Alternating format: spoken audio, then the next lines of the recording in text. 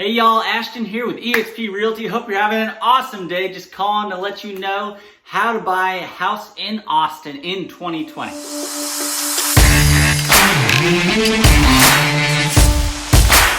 The goal of this video is to help you become clear and confident when buying a house, overcome those 4 greatest buyer fears, and we want to make sure that you can make the best decision possible with all the options that you have out there. The 2 greatest fears are paying too much and missing out on something that could have been a better option for you. We're going to help you make an informed decision so that you get the best possible outcome for your house. We don't want you to lose out on a home, and we don't want you to miss something. The goal is that you make a clear, informed decision and get a product that you love. The first step in this process is to meet with your realtor. You want to make sure that you connect with them, that you like the guy or the gal or whatever, and that you can see yourself having a long, good relationship and you believe that you can trust this person with your purchase. Not only are you going to interview them, but they should interview you. They want to know everything about your past, like where you're living now, how long you live there, how did you find that home in the first place, how long did it take you to find that home, what process did you use to find that home. All that stuff helps us realize how to best serve you in this next search. The next thing you should have is a buyer packet,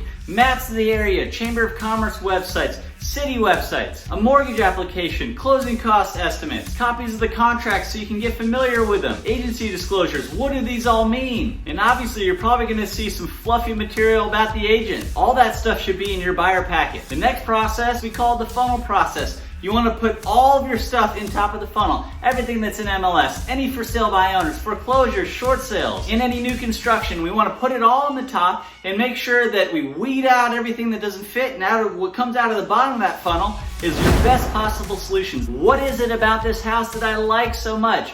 Yes, it looks great. Let's go see it. Let's do that. Let's vet it. But what is it? Really, what is it about the house that you love? The 4 bedrooms, what is it? How many guest rooms do you need? There's 2 of y'all. Is it that the in-laws are coming in town? Is it that you need some space away from each other every once in a while? Okay. Asking too much. My bad. Another thing after we go through the exercise on the funnel is on a scale of 1 to 10. 1 being you're just starting the process, 10 being you're ready to buy a house this afternoon. Where are you on the scale? And if you're not a 10, what would it take to get you to a 10? What's missing? What are the pieces that we need? Is it finding the right house? Is it getting approved for a mortgage? Is it moving to Austin from California? Is it whatever? But in order to get you to a 10, those different items are going to have to be accomplished and properly vetted before you can make an informed decision. Those are basically our marching orders of what we need to do next. The goal of the process of elimination in the seller funnel is so you get a rolling top 3. We want to see your 3 top homes. If you find one that fits better than the bottom one,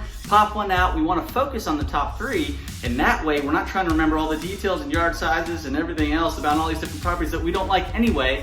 Just focus on your top 3. But also, before you go out viewing homes, wave your magic wand and rub your genie lamp and say, in a perfect world, my dream house would have this. And you itemize 10 things. Each person, if there's 2 people, if they're married or whatever, 10 things each person would love to have. But then you gotta narrow it down. Each person has to look at their top 3. What are your top 3 out of that 10 that you need? Those are your main priorities. But the mistake of most realtors, look out, is that they take those top 3 and they start looking for stuff that just meets those criteria.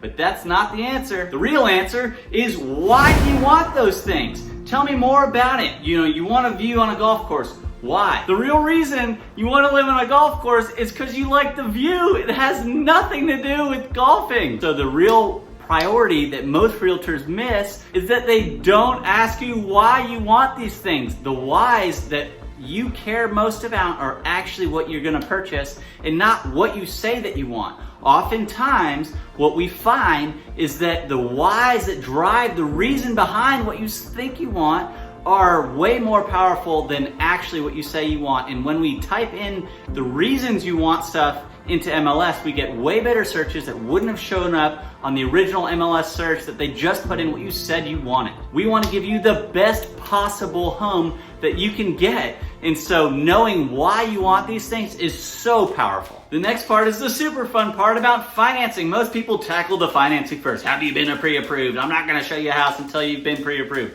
Yeah, that makes sense. That means we're not wasting anybody's time. But it's a sensitive subject. So most people don't want to address it right when they meet the realtor. You're ready to go. You've started to talk about why you want these things. Now you can tackle the often tough time of talking about financing. Are you gonna pay cash for the home or are you gonna get a loan? Do you have a lender and do you have a loan arranged? I love to work with local people who have a proven track record of really getting it done. Now that you're in the rhythm of answering these questions, these tough things, you're gonna be clear and confident that you can get this done and that you're working with the right person. And when you do start looking at homes, it's awesome, it's so fun because you're so vested in the process. But make sure you have a realtor that's gonna bring all the currently available data for the whole neighborhood for the last year, all the sold data, so that way when you're driving through the neighborhood and you see a for sale sign that's not actually on your list, your mind's gonna immediately start going, bing, what road are we on? I wanna see it, it had great curb appeal, why aren't we stopping?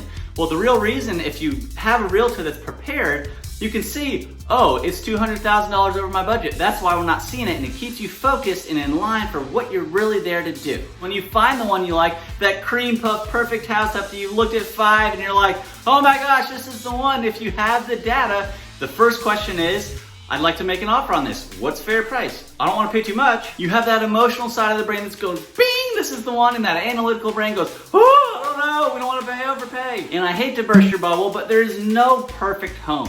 What we shoot for is 85% or better. We want to get you as close to 100 as possible, but it just doesn't exist. Even if you get fed up with looking at resale homes or even new construction, there's always something you would change. And when your realtor sees you doing the dance, you're in a house that you really like, he's gonna ask you 3 specific questions that really help you realize if this is the house for you. The first question should be, can you see yourself living in this house? And if the answer is yes, they ask, would you like to own this house? And the third question, if you answered yes to both of those, is would you like to write a contract for the house? And when you know these questions are coming ahead of time, they don't sound like a pushy salesperson or realtor just trying to make a sale, because we're really just trying to best serve you. And then when you have a house you want to put a contract on, the terms of your contract are super important. We want to vet those way before we're ready to put a contract on.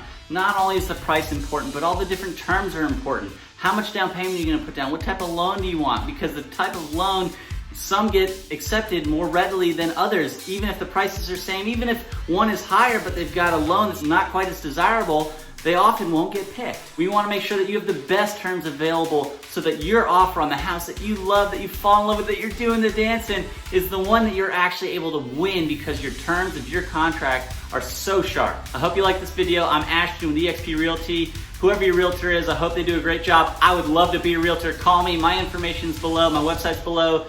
Like, comment, and subscribe to the video, and I look forward to talking to you soon. Thanks so much. God bless.